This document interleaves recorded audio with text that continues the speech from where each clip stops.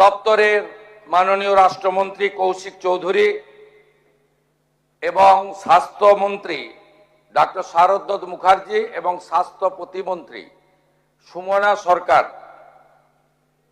চিকিৎসা উদ্ধার কার্য সরকারের সঙ্গে সমন্বয় এই কাজে হাত লাগান। আমি প্রথম থেকেই মনিটরিং করছিলাম, কিন্তু উদ্ধার কার্য চলাকালীন আমরা গিয়ে উদ্ধার কার্যে অসুবিধা সৃষ্টি হোক তাই আমরা খানিকটা বিলম্ব করে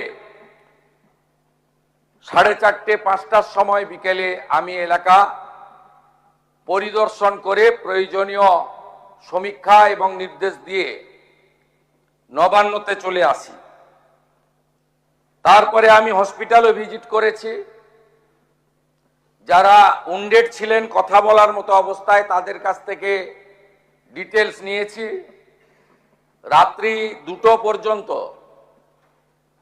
আমাদের মন্ত্রী অগ্নিমিত্রা পাল, ডক্টর শারদ মুখার্জি এবং কৌশিক চৌধুরী ওখানে ছিলেন, মধ্যরাত্রি বা ভোর রাত্রি পর্যন্ত। মুখ্য সচিব মনোজ আগরওয়াল, স্বরাষ্ট্র সচিব সংঘমিত্রা ঘোষ এবং কলকাতা পুলিশের নগরপাল, কেএমসি কমিশনার, ফায়ারের প্রিন্সিপাল সেক্রেটারি যিনি ইউডিএম এরও অলসো, সিভিল ডিফেন্সের আধিক প্রিন্সিপাল সেক্রেটারি রাজেশ সিনহা এবং এডিজি র্যাঙ্কের পদমর্যাদার আধিকারিক সাউথ 24-এর ডিএম, তারা ভোর 3টে পর্যন্ত স্পটে ছিলেন।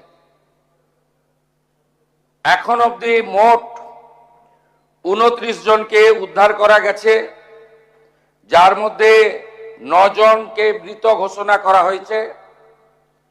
5 জনের পোস্টমর্টম করে দেহ পরিবারেরকে হস্তান্তর করা হয়েছে, বাকি 4টি আন্ডার প্রসেস। 20 জন